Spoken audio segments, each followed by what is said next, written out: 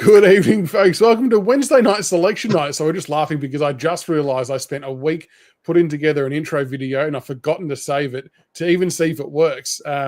When I say I put together, I used a Canva template that someone else had made, and I made it Richmond themed and put some bits and pieces. I'm actually quite happy with how it turned out. But nevertheless, I'll use it again for a different live. But anyway, tonight is a brand new type of live show. And straight off the bat, before I get hounded in comments about the concept of this show, it is truly inspired by Pommy in Oz and seeing him do a weekly selection show with these Carlton cohorts. And I think it's a brilliant idea, and I give full credit and respect to Pommy for the idea. I think we may as well do a Richmond one because we obviously have a game this week too, and I thought it'd be interesting to get some viewers on board to share their best 22s. And it can be, it will be a rotating roster. It can be whoever wants to put forward a best 22 just to discuss and see what players we think are in the mix for the weekend. And make sure you drop in the comments as well who you think is going to be playing as well. But before we get stuck into all of that part, we'll welcome the two guests for tonight. First off, Shannon, welcome. You've been a big one on the fan cams. You have your own channel as well, which you do some nice work on. But welcome to the first edition of the live stream of Selection Night. Thanks for having me. I was pretty rapt when I got the notification that you asked me to do it. I told my partner, and she's like, "Oh, why wouldn't you do it? You enjoy doing the live cams with him, so that's it. Appreciate it. Something a bit different. It's going to be interesting to see what the teams are. This week's going to be a tricky one, I reckon, because there may not be many changes because of the VFL. So it'll be interesting to see what we all come up with. But how are you feeling about heading into the North Melbourne game? A bit concerned with the ruck. I just don't know if Nank's going to have Tristan Tucker's. You'd say Max Gorn's number one, then you'd probably turn and say North has the second best ruckman in the competition. So it's one of my matchups that we'll probably talk about later, but one of the ones that think that we didn't win it against West Coast in the ruck, and I'm a bit worried that it's probably going to kill us again because North seems to have a pretty good ruck, and then it tends to work for their centre clearances. So bit of a concern to me there. Yeah, Sherry's he's a beast. I'm scared of him as well. But JR, you're jumping back on board as well. Again, you've been on the fan cams a few times, post a bit on Twitter with us as well. So welcome on board for the selection night. Hope you're doing well. Yeah, very well. Excited to be on the show. I agree with the thoughts on Sherry. I've actually got him as my super coach captain this week.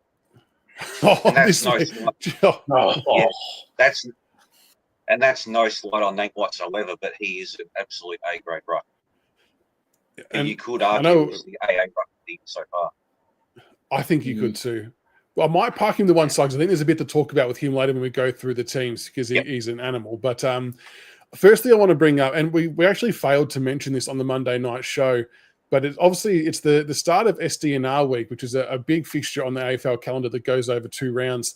And this is our Indigenous round jumper that we're wearing for this weekend. We might even wear it a couple of other times throughout the year as well, which a lot of clubs tend to do. So this was designed by Ryan Mansell and his family. And Shannon, you sort of watched the backstory to it. What was the story with Ryan Mansell and how he went about designing it? So apparently at the middle of last year, he went back to Tassie and spoke to his dad and his grandfather and kind of got their story. I think he took a couple of players down with him as well. I think Nank was down as well. I think it was more of a Tassie group that went down and kind of got their input on it. So mostly Mansell's family helped design the whole entire jersey. So it's I like it's a bit of a Tassie background theme to it as well. So it's pretty good. And like we were saying off air, I don't think it matters which club you support. I think all the clubs doing these Indigenous round Guernseys, they're fantastic. They got the players' input and tells their story as well and their family story. And I think they all do a wonderful job and they should be showcased more often. I think they're all amazingly good. They'll probably sell out pretty quick as well. They're generally pretty hard to get your hands on once they're fresh off the press. Yeah, exactly right. And it's not obviously that we were part pioneers of not SDNR round because the round now has everyone in it, but we obviously started off with Dreamtime at the G with Essendon, which was a Kevin Sheedy initiative way back when. It's been going for since about at least 2010, 2011 now, I think. And it's great to be a part of it. We've obviously had our fair share of Indigenous players across the journey. It's a bit of a question without notice, but has there been any favourite Dreamtime at the G moments or players you've seen play or anything like that? For mine, I got one off my heart. Stack doing the war cry pre-game. He was the first player to be that involved was with the it. one. Yeah. And I think that happened at a time, JR, where teams were getting really conservative about what they're letting their players do. And that was a good sign from a club to let players express themselves freely and what they believe in and what their values are and their heritage is. It was good.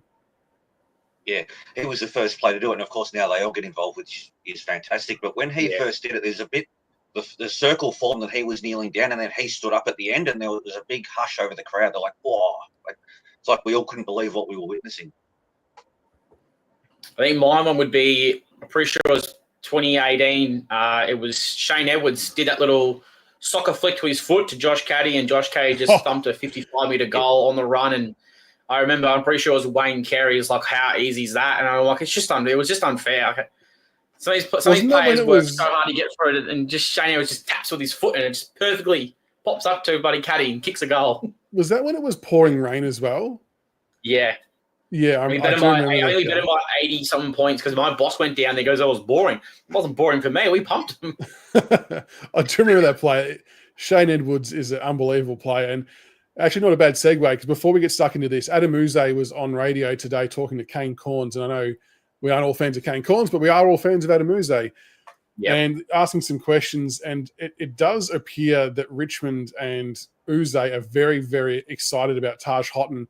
To the point where Uze said, even though he's about 7 to 9 weeks away from playing footy, even Uze thinks that he's going to go to the VFL and stand out pretty quickly and earn an AFL call-up. That's how highly they rate this kid off either just the footage and what he's doing at training. And the reason why I bring him up in the same breath as Shane Edwards, I don't want to put pressure on the kid who's not played a game yet, but that's the type of player I'd love to see him get to. If he can get to 70% of what Titch was, we'd be loving life, because I kind of felt bad for Edwards. He was actually ahead of the playing group before they all caught up. And he was made to look a bit silly early days when they weren't on the same page as him. But when they all caught up to how good he was, he's a special player. And I think that Taj Houghton could be someone very similar for us. You could probably say... Oh, sorry. Taj has got that potential that he could be absolutely anything. Because of course, I think he averaged 30 and 2 in the juniors and only played a couple of games. So there's a lot of potential there. Well, you got to remember that was that our recruiter texted him after his ACL and said, "Don't worry, you've done enough to get drafted. So you're doing quite well if you play 3 or 4 games, and that's enough to go in the end going top 15." So it just goes to show you that they saw so much potential in him, even without having a full season. But apparently, even his junior year before that was a monstrous season as well. So he's just got that really good foot speed that's hard to get to be. You can't teach it, but he just has it. And Sam Lawler himself even said that if Taj had played the whole season, he probably would have been the number 1 pick going into the draft. So even his own peers think he's an absolute jet. And like I said, not wanting to put pressure on the kid, but it's going to be very exciting if he starts to get some good game time in the VFL in the back half of the year.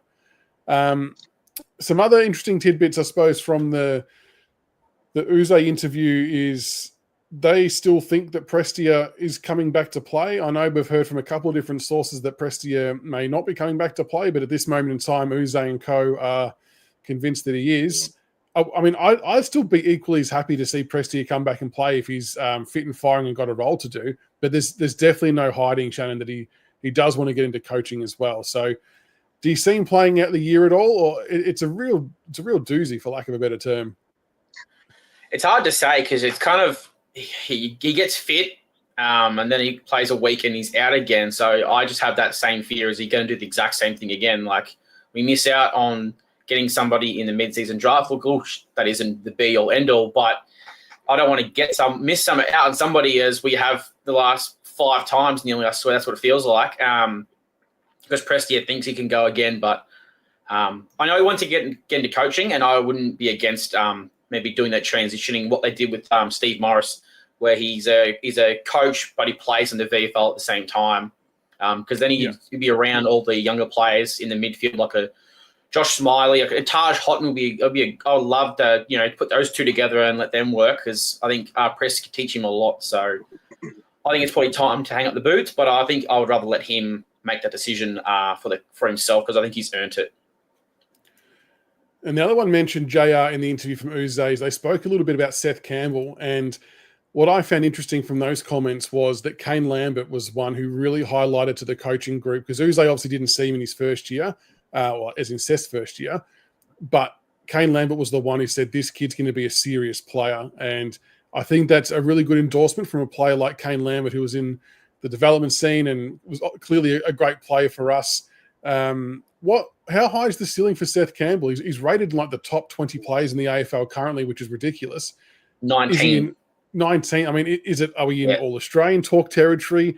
Where does he go to from here, JR? How high is the ceiling for Seth Campbell?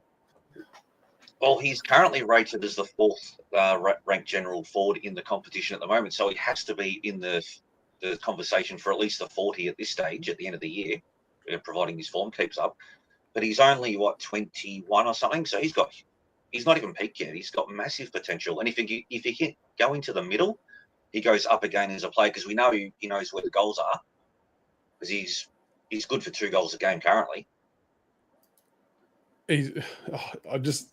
I love watching him do his best work. And Shannon, I think what we noticed last week is he's starting to set up at stoppages a bit more too, which I think is a natural evolution for him. And I'm liking it.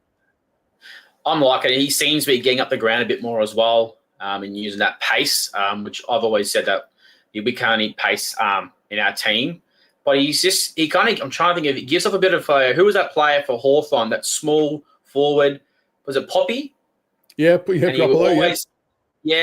gives off that vibe where you just be watching him and you're like, no, why? Why do you keep giving him a meter and he'll kick a goal?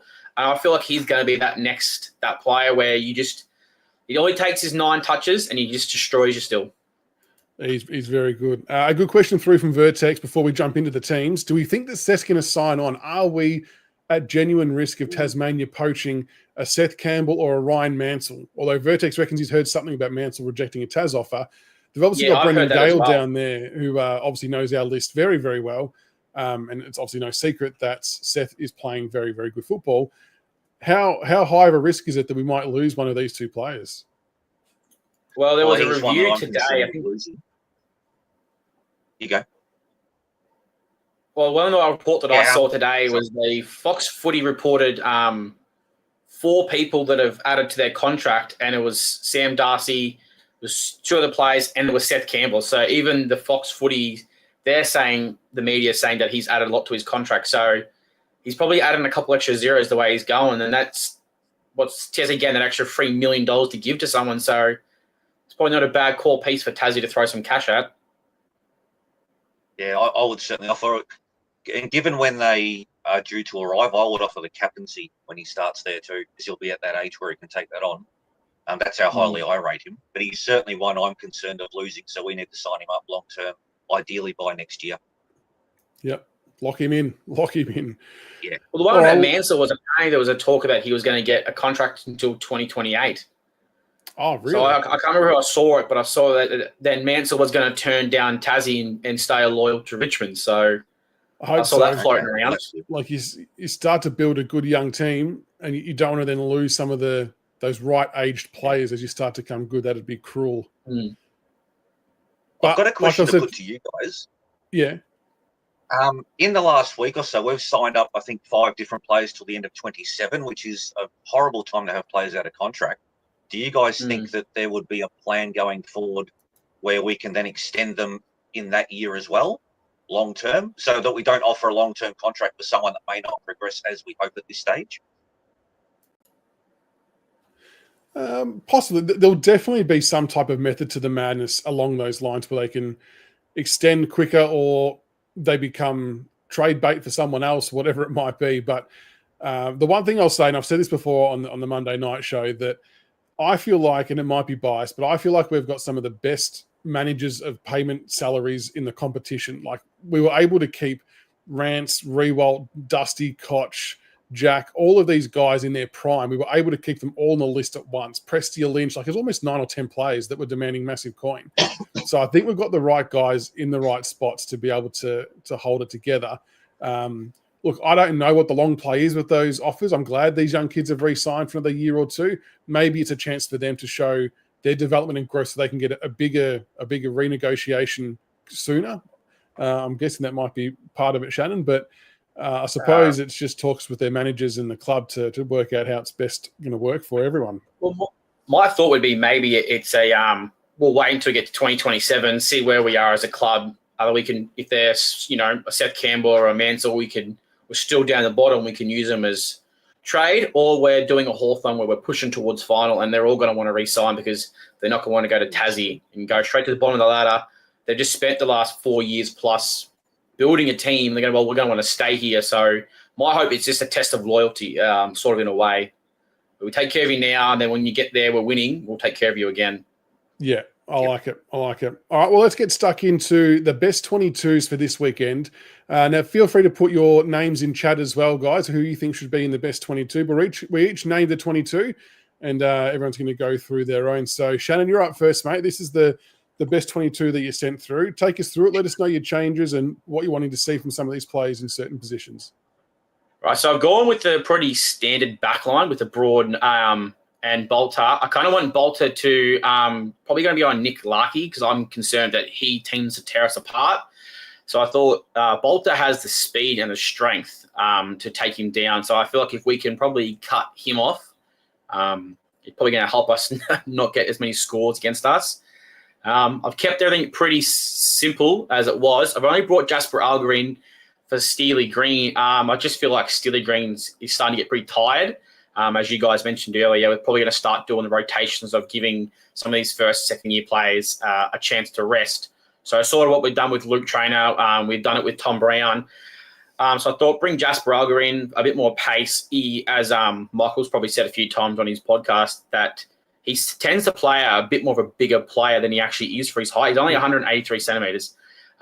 He tends to walk around like he's about 190. So I thought it probably brings in a bit more different flair. I haven't taken Dow out. I have seen a lot of people kind of hating on Dow because he got subbed off last week. But he still ended up with 14 disposals and 300 and something metres gained. So I still want to keep him in. I think he's only had one bad game. I don't want to throw him out after one game. And I've gone Jack Ross to my sub just for the break. That's another person I want to give a rest to as well. He's done quite well so far, and I thought he still gets his game time. He still gets time in there. But he also gets a chance to have a bit of rest. I've gone McIntosh in the centre because I kind of want McIntosh to follow George Wardlord around. I don't know if you guys have, because if you watch from when he wasn't in the team, they were pretty bad in the middle and going inside 50. The moment he came into the team, their contested went up, and he's kicking inside 50 actually helped them the most. So I saw that, and I actually was watching, I think it was Kane Corns talk about that when he's in there, it's either he's in there or the midfield's pretty shit. So I thought would go to him before LDU. You reckon he's more of the damaging player? I think he's the most damaging player they have right now. Right. Like you guys can give me your opinion on if you think it's the right thing to do. I don't mind. I was a little bit at a loss as to who I would try and tag, to be honest, because Wardlaw has had a pretty good impact since coming back from injury. And you're right, it was noticeable, his absence and the lack of getting the ball out. And I think it's not a bad shout, McIntosh to Wardlaw. I don't mind it. Yeah, I just thought he's probably McIntosh has the pace. Sorry, mate. I do also agree with tagging Wardlaw because I see him as a heart and soul type player, and he's the one that, as you said, when he comes in, they lift around him. So if you can shut him down, they may not be able to get that extra lift that they seem to get from him. Like LDU, he gets a lot of ball, but he's not as damaging as Wardlaw can be as well. Yeah, he was sort of that Kane Lambert player, if you can think of a player from Richmond, where he doesn't have to have that high 29 to 30 disposals. You give him 15 to 20 and he tears a team apart. So that was a bit of my concern. I would have had Seth, as you would probably know, but I actually forgot to have Seth Campbell on there. But I kind of have, you can change these teams around. Obviously, they always say that when you look at the team that they list, it isn't always who's going to start on the ground. Yeah. It's kind of how my method went. Like you can change it later on because obviously right now I don't know who North's bringing in, so you can makes it a little bit hard. But I thought a lot of these players who played against West Coast have earned their spot. I haven't made Caden McCall for the sub. I think, in that time that he played last week, I know he went quiet, but he only had, I think it was 72% time on field. And I think he's more of that bull that we haven't got right now, or more similar to a George Wardlow, if you would think of that way, where he'll put his head in, get the ball and go, and he'll hurt somebody on his way through. So there's pretty sure someone's got a frozen photo of him taking out bloody Harley Reid on the weekend as well. So I'm a fan of McAuliffe on the field, and I know people are worried about his tank, but worst case, in your examples, you've got a sub in Ross who's a perfect sub for him to bring in another midfielder if McAuliffe blows up. But I think it's imperative that we have McAuliffe on the ground because he's a bit of a point of difference for us in the midfield. And I thought it was really bold to start him in the midfield, given that he was only known he was playing full time like 10 minutes before the game. But he adapted well and did really well. What about a few people have floated? Obviously, you want McIntosh on Wardlaw, which is I completely agree with. How would we go about handling Harry Sheasel, who's now been moved to half back? Who would you want to try and look after him?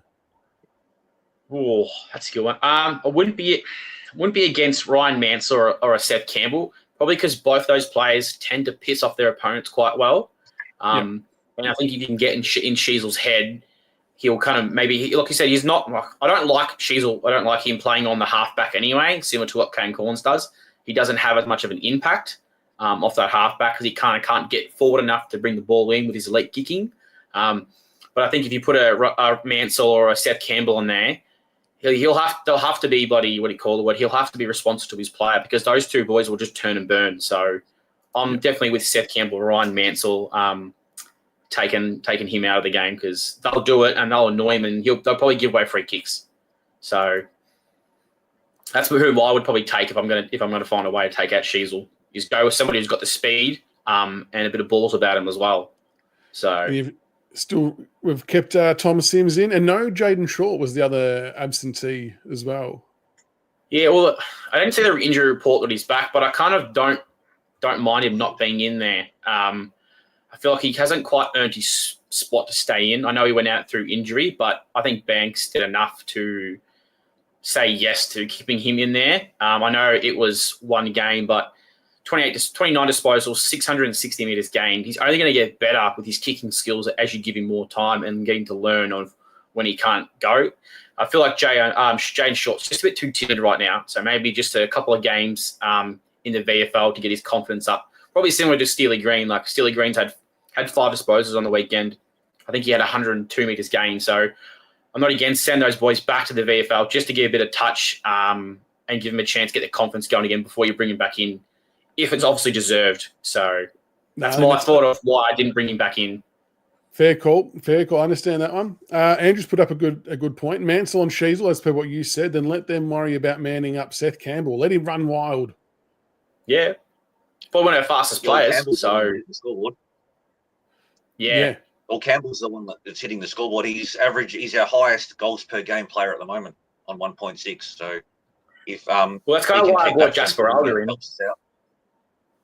That's the kind of reason why I brought Jasper Alger in. I know he had a break, but in the 6 games he's played over in the VFL, he's kicked 9 goals. So he's almost averaging 2 goals a game in the VFL off 10 touches, and high pressure, high tackles as well. So it's probably good if you'll have 2 of them in there as well. So it's pretty dangerous when you've got 2 guys who can't do the exact same thing, and you just have Mansell piss somebody else off.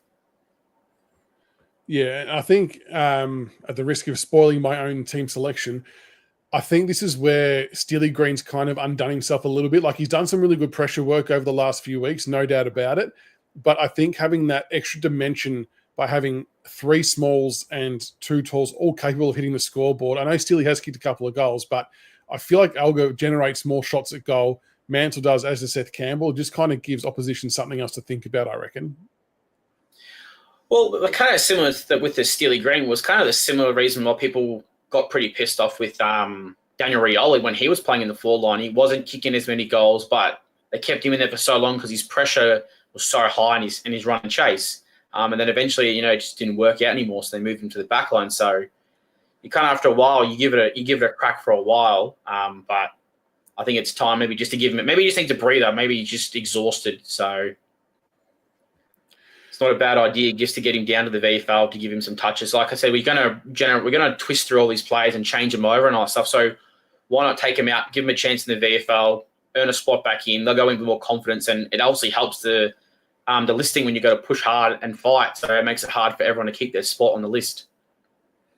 No, I like it. Anything else you wanted to add for your 22? Any other notes worth mentioning?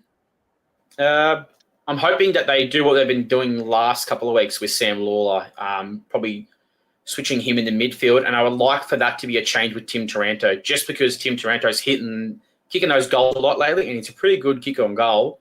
I think if Tim Taranto wants to be more damaging, he needs to go forward and kick goals for us. So that would be one thing I would like to see them do, just change. Yeah, I would love to see him at least 15 centre bounces this weekend, Sam Lawler. All right, I like the 22, Shannon. We'll jump across to JR's 22. Talk us through it, mate. You've gone for an extra change compared to what Shannon went with, and maybe what I went with as well. So talk us through your changes, positions, and what you want to see.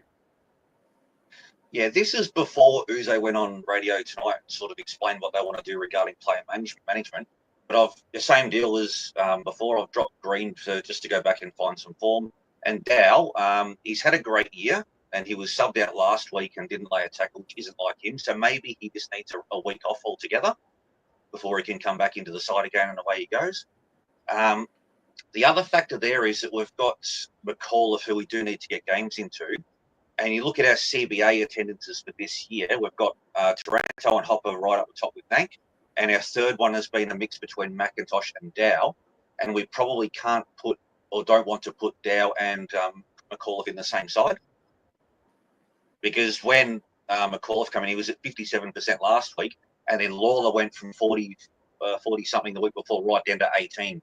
So we're already maxing out our rotations in there, even though I would like to see an extra player rotate more, which I've seen some other clubs do based on posts that are put up on Twitter. What's the other change? Elgar deserves a go. Regarding their pressure, it's probably the same with the way people talk about Maurice Rioli now. He does provide a lot of pressure, but doesn't hit the scoreboard as much. So if Elgar can come in and do the same pressure-wise and hit the scoreboard, that probably holds his spot, and Morris will have to fight his way back in through the VFL. Well, yeah, it's all about the competition for spots, isn't it, and the selection integrity. Yes, that's it. And the other one was Short. I'm thinking that if he's right to go, we'll play him. If he does need a week off, then I'll put Banks to the half-back line, have another look at that role again, because he was excellent last week. And then Trezise would go to the wing, and we would probably have that would make one change. We'd probably, because Dow would obviously be back in, so it would either be he or McAuliffe would be the sub. And if they wanted to manage Dow, then he would be the sub this week, based on what Uze said this afternoon. Question for you both. Did you guys take into account what RSC Centre says there? 5-day break into the Dreamtime, bear that in mind. So did anybody kind of take that into account when they picked the team? I did not. I didn't actually. No, You did, or you didn't? No, I didn't. What's interesting to go along with those comments is Uze kind of mentioned on his interview that rather than players being dropped from games to rest, they're just pretty much cutting out their training load. So they still might play all the games, but they just won't train as much. So hopefully it won't impact us too much. But yeah, I did not take that into consideration. I don't mind that way of thinking either.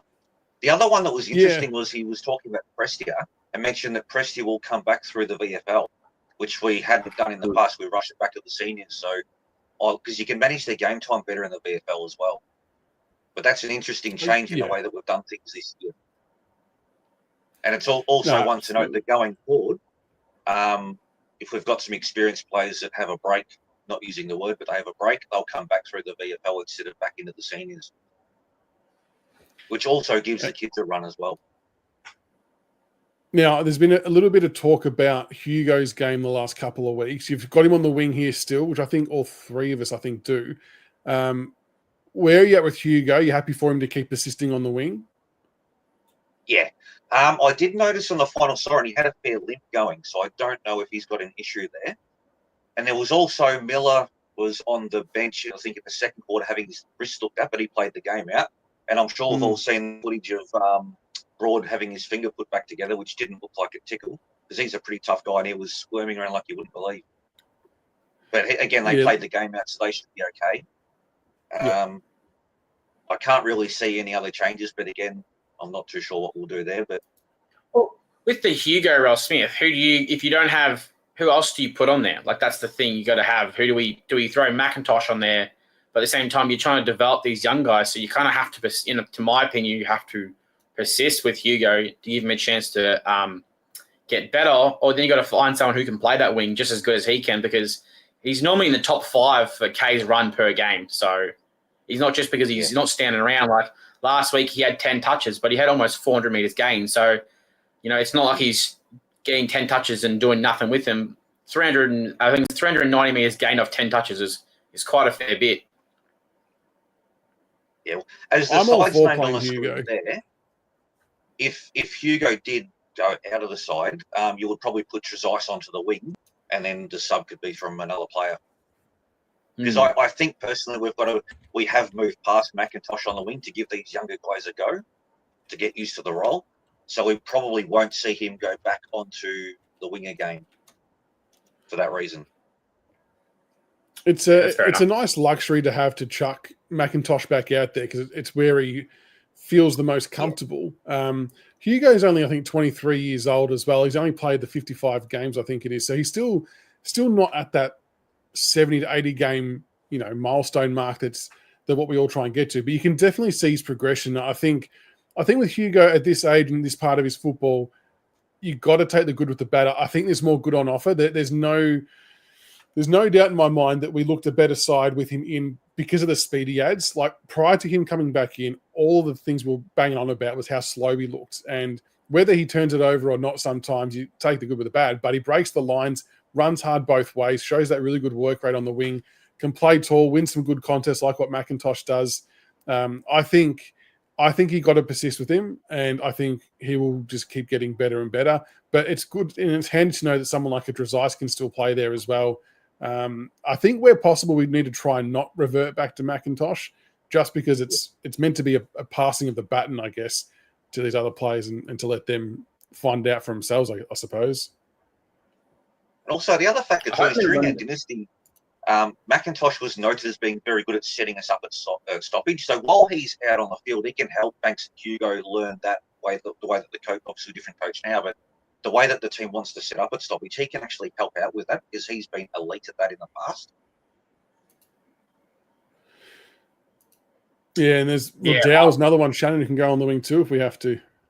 Yeah, exactly. That's how I had him named on the Dow on the wing. I just think he does enough still. Yeah, even when he's on the wing, he's still around there giving 110%, and that's all we're asking for this team right now is just to give 110%. Another one too is I don't want him back on the wing because I like him in the middle, but Ross can also play there too. No. Don't mention it. Like I certainly don't want him to be there because I much prefer him in the middle, but that's an option if like a break glass in case of emergency. Throw Trainer then. Yeah, or if you got a break glass emergency, play out there. Yeah, but break glass emergency, then you'd probably look at someone like a Mansell or a Luke Trainer, people that have got the speed and the IQ. I think you need to have a high IQ to be a wingman. Yeah, there's another one that's in the VFL that he's not in the side here. He's re-signed today. Is Clark? He's been playing on the wing in the VFL. Yeah, so good shout. Good shout. He's got to get his hand speed. He's one to watch on the wing. Yes, I'm a big Juddy Clark fan, and it's on the basis of. I mean, he hasn't really proven much at AFL level. He's not had a chance to, but just from the bits I've seen, you just see he's got the tools to make it at a pretty nice position on the wing. I reckon. I agree, and I love in the VFL that they're actually trying him there because he does. He's got some good pace. Can use it on both feet. Will this now be? I think his third or fourth game back in the VFL. So I don't know how many more he'll need to have from a fitness-based perspective. But yeah, you'd love to see him get like a 20-plus disposal game and rip it apart and put his hand up to come back in. Well, I wouldn't be surprised if you see him with a Dreamtime. Or you reckon Juddy Clark for Dreamtime? I wouldn't be surprised. Like even if you look at when he has played in the VFL, he hasn't fumbled. He's kicked the ball. Like he's not getting high disposals, but he's definitely showing that he's got himself back to high fitness form, and it all depends on how he play this week, but I wouldn't be surprised if you see him at the dream time just to inject a bit of pace. If that theory of resting players in a way of giving other players games off and bringing somebody else in, he's probably the player that's probably sitting in the next line to go, because all reports are through training he's going at 110% now. So yeah, he's doing really, really well. He had a bit of a slow game in his first one back at Casey, but just to be expected. But he definitely looked a lot better last week. Everyone had a slow game against Casey. Oh, that game still scars me from going out there. Any other potential matchups on your mind there, JR, from the Kangaroos game? Not that I can think of. Obviously, with tag Wardlaw with McIntosh in the centre there. Bolter would take Larky and Miller. What about Caleb Daniel? And I'm hoping that Zerhan hasn't had his kicking shoes delivered this week. It's brand new ones. Oh, well, you know what teams are like. They'll kick 10-1 is what they'll usually do. Yeah. I've seen a few people mention Caleb Daniel. Obviously, he's been picked up by North Melbourne this year. Use it off halfback, he and Sheasel down there. Is it worth putting time into him as well? Or we can't tag Sheasel, Daniel, and Wardlaw. That's not so much a tag, but like a close minder. Is that what we would call it? Just someone keeping pay attention. Yeah. Well, if we're putting, say, Mansell on Sheasel, I would put Campbell on him. Not so much a tag, but to make him accountable the other way. Which he's quite known for doing that. Even at the Bulldogs, he's similar to he's sort of that one-way player where he's happy to attack, but you can catch him behind the back door, and he just doesn't catch. He's not full of speed. So it's a good point. If you put Campbell on him, he'll make him have to pay attention to Seth Campbell, because Campbell is, as I'll say again, turn and burn. He'll turn and just go. So it's probably not a bad one actually to make him have to be accountable for his player. And as we've seen this year, like Campbell's in great form and he hits the scoreboard, so Daniel will have to take care of him. Otherwise, he could get off the chain. Well, I've got one for you. Does anyone know who North's backup ruck is? Because that's probably another thing we have to keep an eye on. Yeah, Sherry Ruck's like 90% is probably an exaggeration, but the only other player I noticed of relevant height to go into the centre bounce was Jack Darling. Did a couple of ruck taps, but other than that, I think Jerry because I remember him having an interview on Triple M the other week with Todd Goldstein, and Sherry pretty much does 95% of it, and Jack Darling does a small percentage of it. So Nank's going to have his work cut out, and my worry is, and I wouldn't drop Tom Sims because of this, I absolutely wouldn't, but he's going to be physically well against Sherry. It's going to be a massive learning experience, and he's going to be like a sponge and learn so much from this. I just worry from getting a first use perspective when it's time for Sims to go in there. The poor kid might get battered a bit, but let's not hold that against him. But how do you think that'll play out? Well, that's why I've kind of brought up the question. I can alleviate any concerns here. I've got the numbers for hitouts per game for North Melbourne for the year. Sherry won at 35.7. Second is Darling at 3.2. So he'll be up against Darling in the ruck, based on what they've done so far. Yeah, if that's what you're going to do it. But the question is, can Nank do, say, not in game time 90% of the time he's out there rucking the whole entire time? Yeah, I don't think Nank can ruck for as long as what Sherry can ruck. Yeah, that's why I thought I'd bring up the question. So then it comes down to do you only get Nank to ruck in the centre, and then when it goes forward, it's just completely Tom Sims. And when Darling goes in there, Sims goes in there. So you're trying to find a way to get him to rest during the game, so he's not doing 100% of the workload. But when it's back to the centre, it's always Nank, unless Jack Darling goes in. I think that's a good shout. Well, I've got the numbers. I've got the numbers here. I've got Wheelo going. Sherry, 82.2% game time for the year. Nank, 80.7. So they can basically even just get Nank to run off when Sherry comes off. Yeah. So that's probably not a bad idea, is that you just go when Nank needs a rest and it's not a centre bounce. Tom Sims runs up to the back line, does the whole entire rucking contest in there, which is probably not a bad thing because he can maybe watch what Nank does when Nank floats to the back line and does those big marks, but it also makes him a bit more accountable. And then if it goes into a goal from any team, straight back into the centre for Nank Curvis, unless it's Darling in there. That's the only way I can think of giving him a breather. With that, like, let's say if Sims does have to push down deeper to ruck against Jerry in a stoppage, one thing I noticed about Sims last week is when the ruck contest was done, he was really quick to get on his bike and push forward to try and get into an attacking position. And I'm not sure Jerry could go with him that quickly. So if we can get the ball into space, Sims might actually be able to hurt him a little bit offensively. We've also got Tom Lynch can obviously do some forward half rucking as well in the front 50, and Nate can sit a kick behind play essentially and get some rest that way. I reckon that's a really good call on how to actually combat it, because even though the game time suggests it's quite close between Sherry and Nank, I still feel like the eye test says that Sherry rucks a lot more in game than what Nank does. Well, if Sims, which Sims has got some good cardiovascular in him, maybe you just make sure that when he's down there that, Tom Sims just makes Cherry just run his ass off and make sure he's tired. So when Nank does come back, Nank's more rested, and you've made him run way too long and you just exhaust him out. Maybe that's how we can get our advantage on him by using 2 ruckmen to make him more accountable. Welcome, EJ. Yeah, physically, that's why I probably would rather try and avoid Sims having to go centre bounce ruck on Sherry. I think that would be borderline dangerous. But around the ground, it is what it is. It's side by side. We're just going to have to do something. So I'll bring up my 22 to round us out. I've only gone with the one change. I've gone Elgar in and Green out. It's no secret I've been a Jasper Elgar fan for quite a while, even though he's only been here for about 7 months. But I really do think that I think he's had a good enough body of work to play. And now I know that he probably won't bring the same defensive style that Steely Green does, but he will bring a more offensive part to the game. I think he's a bit more dangerous as a marking option. We've got Jonty Fall, we've got Sims, and we've got Lynch taking care of the tools, because they've got Comben, McDonald, and Toby Pink. So if they can keep those guys occupied, that gives someone like Elgar, who's a decent mark for his size, a lesser opponent that maybe we can exploit that type of matchup.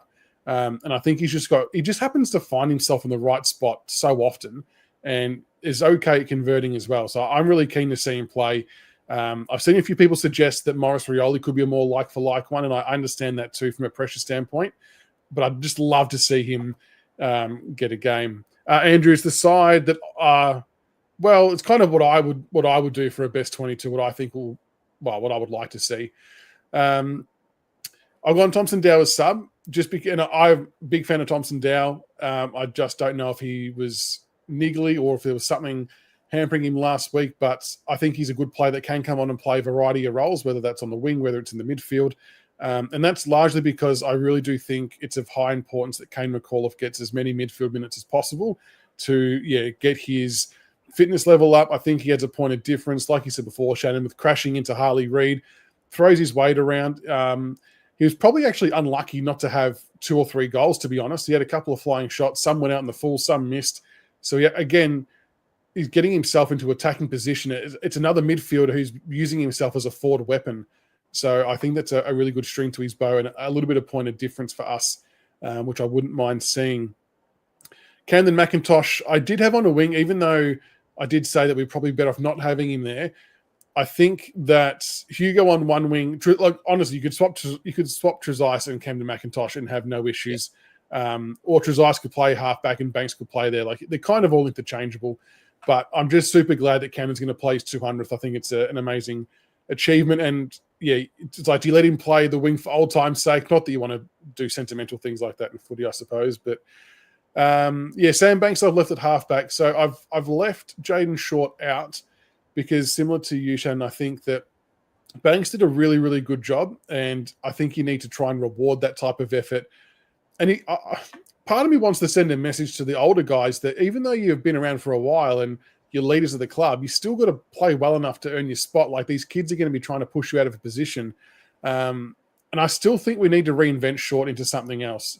I just don't think the half-back role's working for him currently, and it hasn't last year either.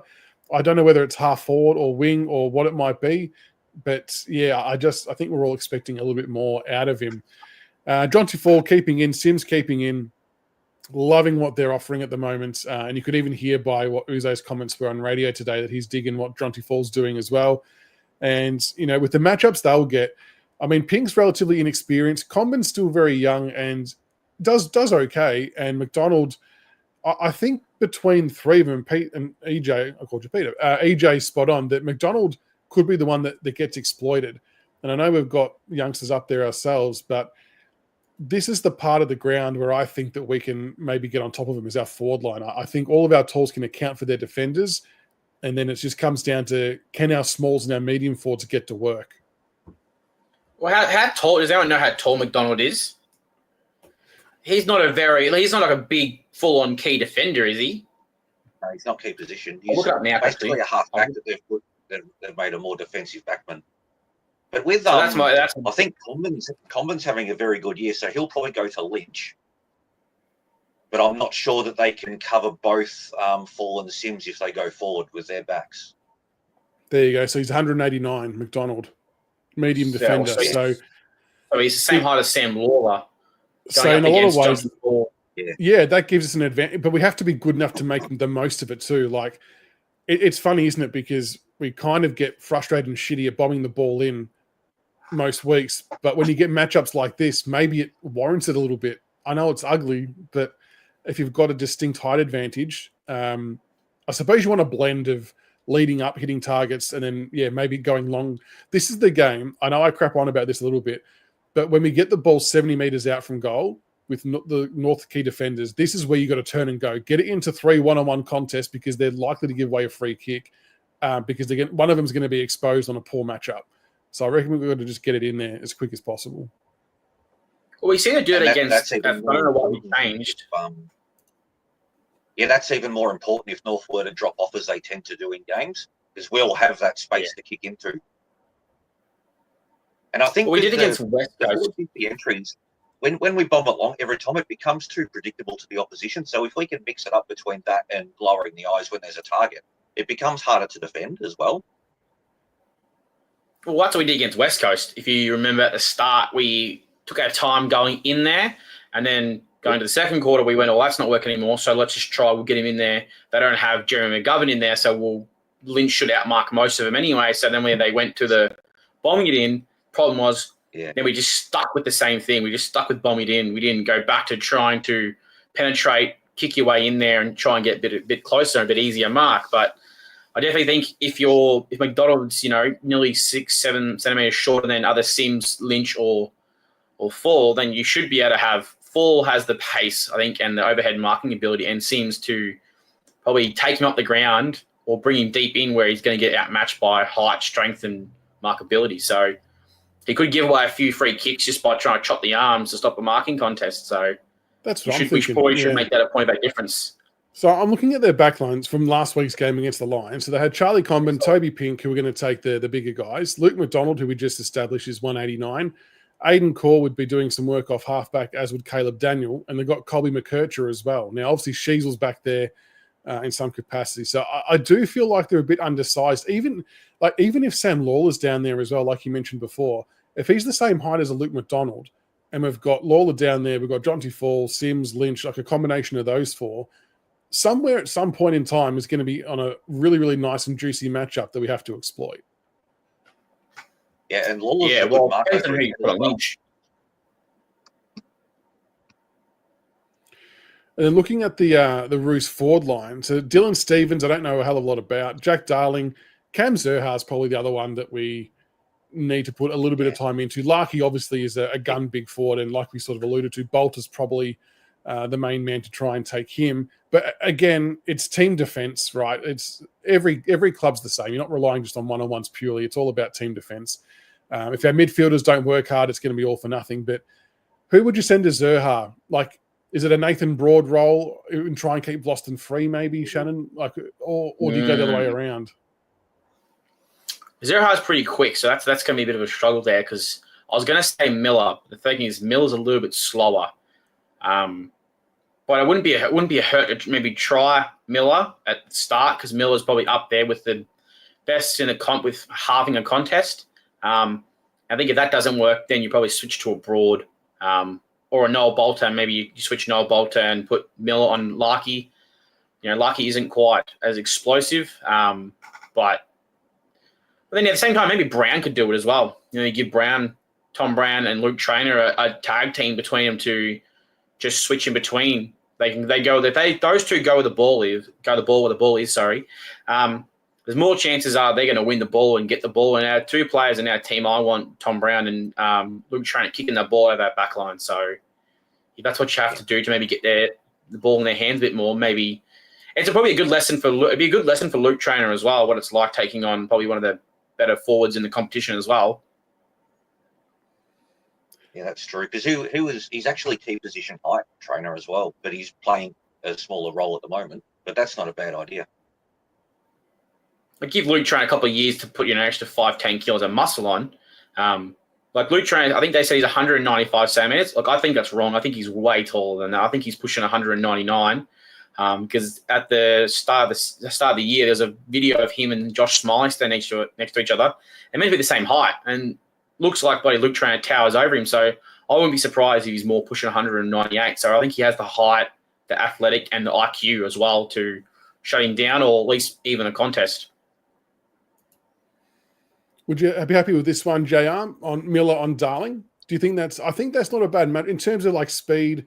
I know Darling's probably a little bit thicker in size, but I feel like that might be a better matchup for Miller than what Larkey would be. Do you reckon? Yeah, I do like that because Darling's not sure if he was ever super quick, but he's not as quick as he used to be. So that's not a bad matchup at all. And Miller's basically a stopper as a defender, so that's not a bad way to go at all.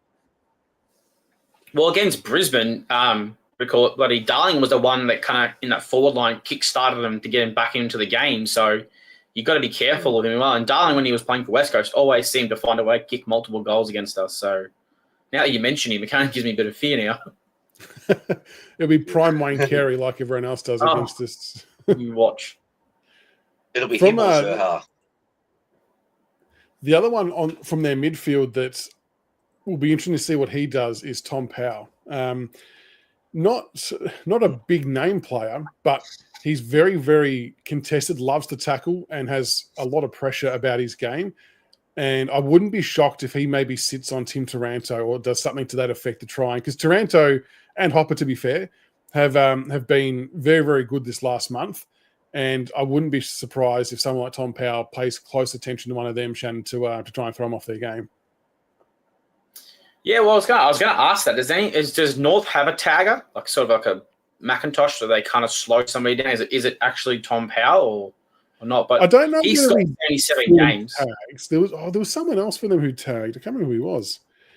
I don't think he's a full-blown tagger, but he might pay close attention. He definitely cracks in hard and wins his fair share of tough footy. So maybe he'll be a close minder of a Taranto.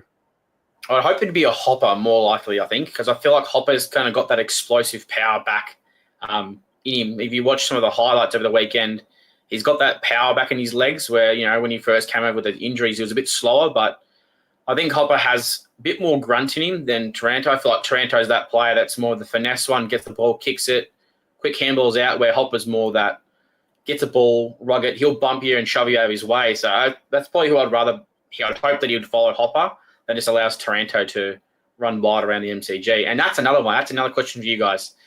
When was the last time that they've actually bet us at the MCG? Because that all comes into account. Because at Marvel, they'll beat us every time. But it's a totally different kettle of fish when you come to the Loud House at the MCG. I think they played us there a year or two ago. And I think it might have been 2023 or 24 we did play them. I think we beat them. I think someone said that the last time they won at the G was 2017, I think it is. I'm not sure if that's factually correct, if I read that somewhere and made it up, but I think it's been a long time between drinks. And you're right, at Marvel, you would almost tip them every time because for whatever reason, they match up really, really well against us. But at the MCG, I think it definitely does. It does matter. It does count for something. I think our experience out there and I think that gives us a slight advantage. But it's a must-win game for both clubs. And like I was on a North show earlier in the week, and even they said that the pressure is fair and squarely right on North. Like they've been I feel like they've been better than us from a form perspective over the last month, but just haven't converted the wins. But if they don't win this game, all hell's going to break loose. Yeah, well, I was just, as we were talking and going through these players, I had this last week's team up, and I was clicking on the players. And a lot of their players sitting at between 50 to 75 games, right in their peak of, they should be really right getting to their best form. So that's a bit of a concern if you're a North supporter where most of these players are playing 70 to 80 games and they're still struggling to win games. Like, isn't that the whole entire point of when you draft, you try and get these players to that 70 mark where you start to show that there's real good form? And that's a concern. I've got a weird feeling that they're going to play shit. I don't want to jinx us. I've probably jinxed us now.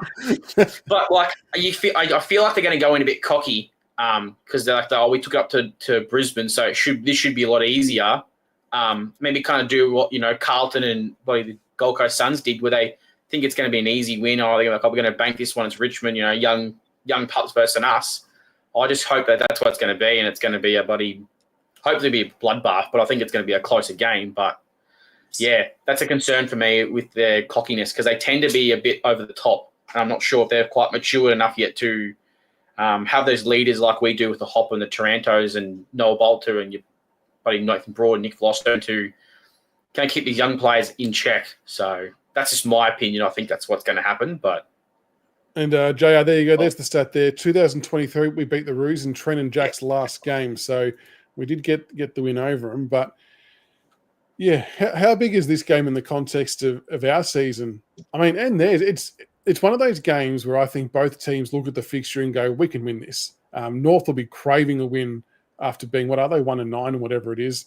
And we're obviously wanting to get another win on the board ourselves and create some distance. It'll be a fascinating contest. Yeah, I think North, regarding their list, they're one of the teams in the comp that are behind where they should be. But there's a few that are more advanced that certainly should be in the 8 that aren't at the moment. And they played well against Brisbane, so I'm hoping they can't be up 2 weeks in a row. But against Brisbane, they actually struck me as a team that doesn't yet know how to win. Yeah. So they had plenty of chances and butchered every one of them. And mind you, Brisbane had their chances too. But like in the last quarter, if you saw general play, North should have won that game. But it's a massive game for the graphic. Yeah, I know, for the Death Ride chart, I know. No, it's a very big game. It's a very big game. But if we can roll them, it puts us 2.5 games ahead of them. And obviously we get separation. And the sides that we're equal with, you can imagine they'll get on a mini run somewhere in a couple of games to keep above them. And then we're just relying on West Coast to start winning and finish above them, hopefully. But they really should be finishing above us and West Coast for where their list is at. Well, if we beat them, that's 4 wins before the halfway mark. Does that show us that our development program is better than theirs, or is that just how shit their development program is for players during their season? Because that's concerning when they've been rebuilding since, it feels like since 2001. So I think it's a bit from both columns, isn't it? Their fans will be ropeable if they lose this game. I'm telling you, it'll be melts galore. And I think rightfully so. Like, by all rights, they're meant to be 2 or 3 years ahead of us. And I thought they were going to be on a big upward trend this year as well. I really liked the players they recruited, but it's just not clicking for whatever reason. But if they can't get the job done against us, it will be very, very, very interesting. So, but with the players they recruit, I've got a question for both of you.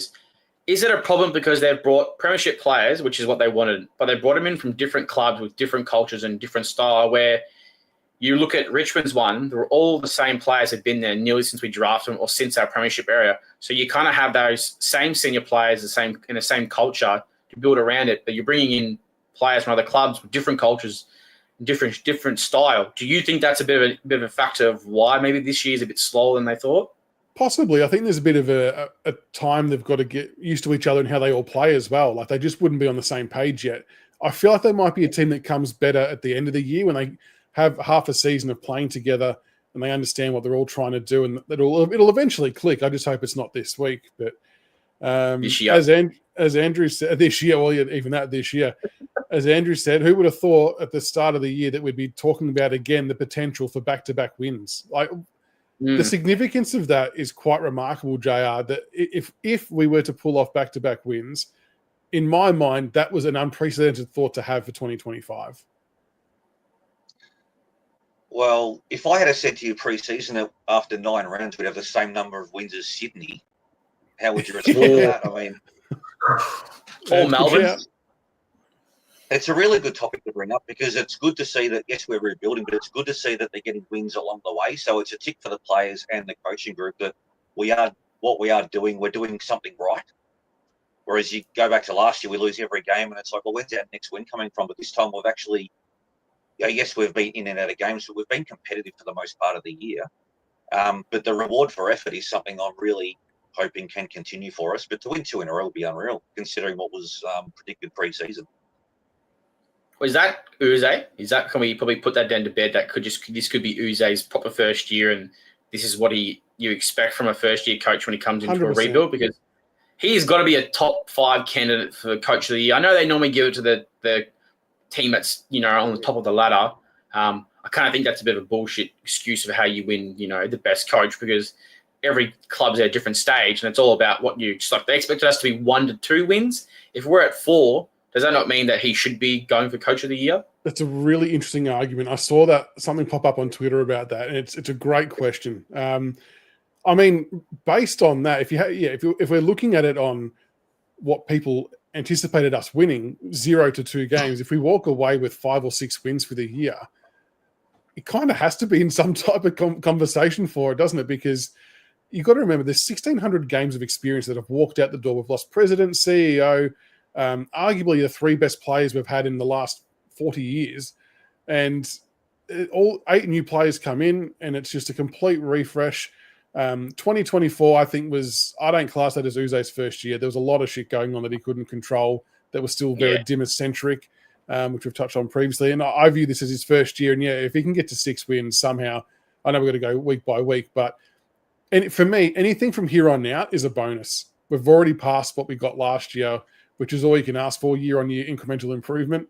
And the fact we've done it with less experience, significantly less experience, is a big tick in my book. I reckon, you couldn't ask for much more. Well, if we get 6 wins, that means in 1 year we've almost got half of what North's got in the last 4 to 5 years. So that just kind of shows you probably the program we've built around Richmond as Uz has come in, of building a sort of dynasty coming up. So that's 16 wins, and I think they've won 16 games in the last 4 or 5 years, and we've won 6 in the first year. That's probably some signs of how good Uz's coaching panel is, and the selection, the whole entire organisation. Well, the other part too is we didn't get to see them much last year, but the experienced guys that we still have on the list are all decent players.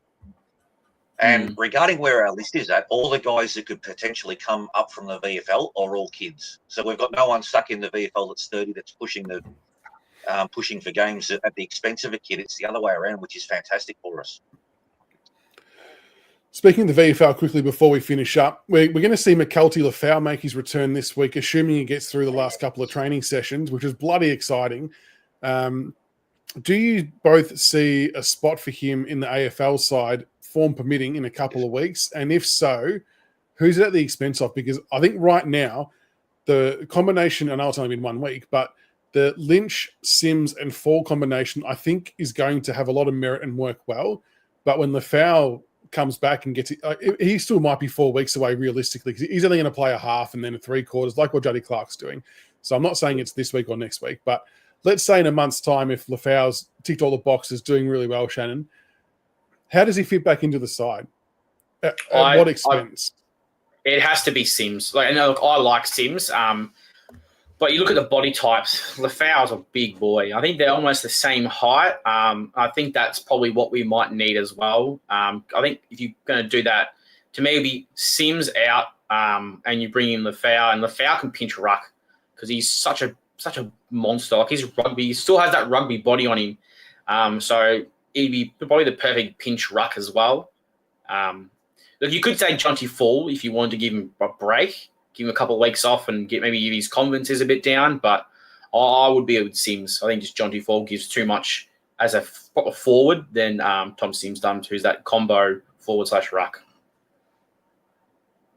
JR, I think would you go? Depend on the break.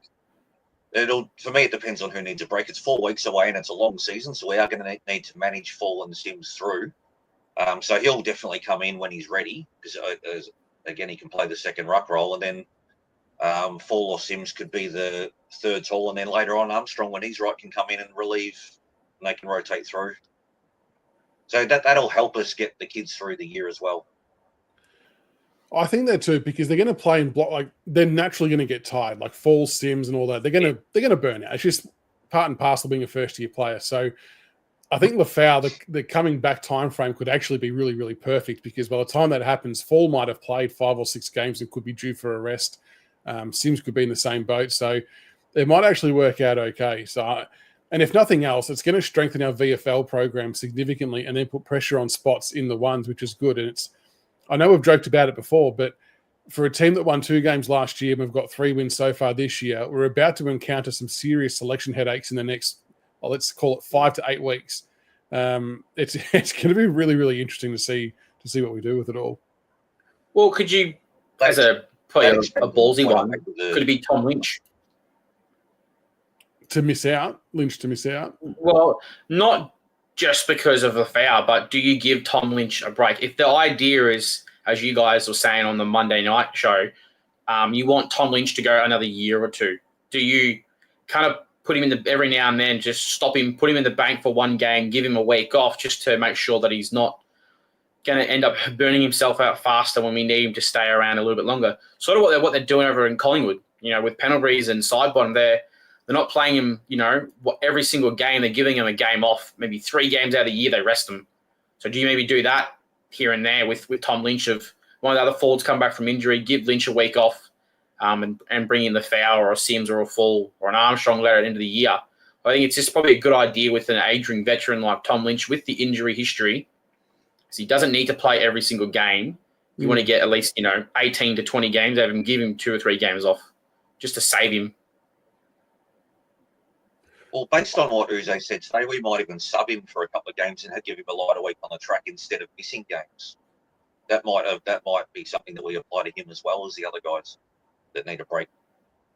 I think there's definitely merit in it for when Lafau's back, for sure. I know continuity is big for Lynch, but he's also on the wrong side of 30 and on the wrong side of a lot of injuries. So I think it wouldn't be the worst thing to approach with caution, because I think we desperately need him to play next year as well.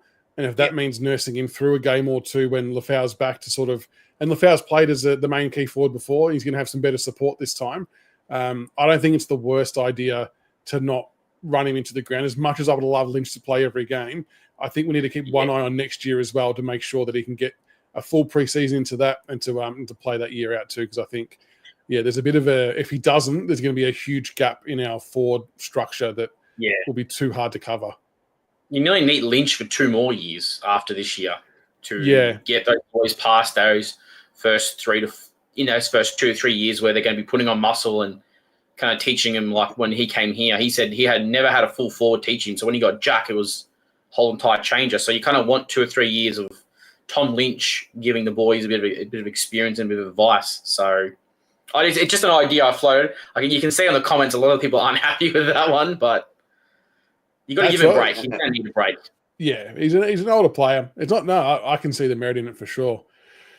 Well, before we let you go, gents, what is the final tip, including margin, for this game on Sunday against the Kangaroos? Massive game. It's the Death Ride Chart Cup. Hopefully we can get the win. But Shannon, who are you tipping and by how much? Oh, I was watching Dan Does Footy, and he was saying never pick your team to win by like a couple of points, because then you don't have confidence in them. So I'm going to go Richmond by about 52. I'll go ballsy. I just think I wouldn't be so. I'm going big. I'm hoping that North's going to be a bit lazy because they're a bit cocky, and the young players give it a spark back in them from last week and back at the MTG. Hopefully Sam Lawler has another monster game because he loves the MTG. I like it. JR, who are you tipping and by how much? I've got a stat of the day. Lawler, 1v1 win percentage. He's currently still at 100%. I think if we can get a start on them, they'll drop off as they tend to do. Yeah, I know. Doozy. That's insane. If we can get a start on them, I think they may drop their heads, as they do have a habit of doing. So if we can do that, then we'll buy, say, 8-9 goals. Pull a Carlton on them. I'm digging this. I'm loving this. This is better than my pull predictions. Pull a Carlton on them. Just kick 10 goals in one quarter. That's what we're after, boys. I tend to agree with JR in the sense that if we can get a few goals early, we might might break their spirit a little bit because, I think they'll be looking at this game as a winnable game. And if we can jump them early, and this is where we've suffered a little bit. We've been able to be better territory-wise than teams, but not put the scoreboard pressure on and they're just able to kick away. You've got to be able to do the scoreboard piece too. So if we can get a jump early, I think stranger things can happen. I can't remember what I said on Monday, but I'll say Tigers by 25 tonight. Lynch keen to kick hear 5. is Lynch to kick 5. We'll take that. I think. If he's kicked like every game, he's kicked 3 points the last like 3 games. So hopefully this week will be the whole time when he doesn't miss one. He kicks 5 or 6 and does it. What's his name from Giants and just win us the game off his own boot. Oh, Jesse Hogan style. Yeah, Jesse Hogan, Paul. Jesse Hogan. Good call there, Skadoosh. Got me headband. Get your headbands out for Camden McIntosh. I haven't done that very well at all. But for Sunday, get your headbands out for Camden McIntosh. 200 games, an amazing milestone. And I know he's maybe polarized some people throughout his football journey, but you can't deny that he has been a Richmond man through and through. The selflessness in which he plays by guarding the wing for us for so many years and such a vital part of our team setup in our glory years. Super team player and very pumped for him to get the 200 games. And obviously SDNR round as well. Ryan Mansell and his family designing the Guernseys look fantastic, so can't wait to see them on display too. Grock, you're getting your headband on Friday. Nice. I'm pretty sure they just sell them at Kmart. I still stand by the club should have sold these with 33. They are crazy. That was money waiting to be made. Oh, but it should have been it should have been his number and then hashtag bald mamba. Bald mamba. Would have made millions off that bald mamba 33 headband. 100%. Crazy stuff. But in comments as well, let us know too if everyone enjoyed the team selection show. It's the first time trying it, so let us know your comments and feedback. I'm hoping to do a bit more of it because it's interesting to get people's thoughts on the team and selection and a whole raft of things. So hopefully that was well received. But do you have something else there, JR? Yeah, before we go, Simon Wallace this afternoon tweeted the scooter video, and I can confirm it's as funny now as it was back then. Not only that, but like he's handyman with making tables and doing concreting and shit. Yeah. Like he just loves it. He's a different unit. House? I follow him on Instagram. You see when he first bought to his house to what it is now. Jesus Christ. He is legit a handyman in every aspect. He's a typical dad, I'm telling you right now. He's a typical bloody 80s, 90s dad where they just bit of OCD. They're just, good at everything, just enough to get by. That's what McIntosh is. He's a fabric that you need at every club. 100%. Yeah. And as EJ tweeted during the week, he loves a player that gets the absolute most out of themselves, and that's exactly what he's done. Yeah, exactly right. That's all you can ask of any player at AFL level. Do you think he'll go again? Because obviously this week will be the old bald mamba week. Do you think he gets another year? If we're going to give Lynch another year, Prestia might not be here next year. Do we give McIntosh at least one more year before it's over? I would personally, but with no expectation of playing every week. Yeah. I think there has to come a point where you got to fully hand over the baton, and I don't think it's just yet. Like you said, especially with losing Dion as well. I would try and convince him for one more, but without the promise of playing seniors every week.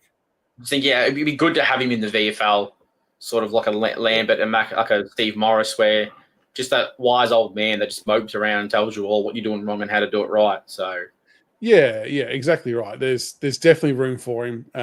One more. People saying one more. I agree. One more for K-Mac. And I think there wouldn't be any expectation to do a multi-year deal. I think year to year is fair enough, but do a Hawley to him. Yeah. I don't think he's getting slow, Clint. I think he's doing all right. I think you're underselling him a little bit there, but we don't need him every week. I think he's a good player to have. Like if a Hugo goes down or the spot opens up on the wing, you've got a plug and play straight away who's going to do the right thing by the team. I think that's a good thing to have. So I wouldn't say he's slowing down that much. I think we could put Clint against McIntosh, and we'll see in a sprinting race who's faster. Yeah, he goes. He's a good size too. He's a good size. Yeah. But anyway, that is a wrap for tonight. That is the. So long as he keeps his endurance, he's got a spot. But I agree. If it is next year, there's no guarantee of games. It's a depth list spot only. That's right, and I think there'll be that level of understanding. So I don't think so, Grok. I'm going to fire the game up to make sure that the bug's gone first, because I don't want to stream it if that glitch is still there with the holding the ball thing, because it makes the game unplayable. So I'll test that first, and then I'll see how we go. But thank you, Shannon and JR, for joining me tonight for the first selection night. I appreciate your best 22s and your thoughts. I think it went well. Anytime, man. I enjoyed it. I was wrapped online. I do my own videos, but every now and then it's good to jump on with other people and kind of get their opinions and their views as well. So anytime, mate, message me, and I'm always free. Sounds good. Thanks everybody in chat as well for putting in your thoughts and comments as well. Obviously, we'll be back on the live show for Monday. Tomorrow night, I'll be recording Behind Frenemy Lines with Marnie from Kanga TV. So she's been doing that for, I think it's a year and a bit now, I think. So I'll post that on Friday. And there'll be some other random videos. There's a video dropping tomorrow, I think. And now hear me out. So keep an eye for that on YouTube. Yeah, here we go. Ooh. Yeah, no, it's not too bad. I'm probably going a bit early with this one, but I've chucked it out there anyway. But yeah, you got to change your mind. Do an appreciation post. That's what I've just started doing. Making videos where you appreciation posts for certain players. McIntosh, there you go, mate. There's one for you. It kind of is. It's for 3 players. I've made a bold prediction, but so that'll drop tomorrow. But anyway, thank you very much for jumping on tonight, gents. Appreciate it. Thanks everybody for tuning in. And yeah, we will see you all on Monday. And hopefully the Tigers get a nice win on the weekend. Go Tigers. Right, go Tigers. Go Tigers.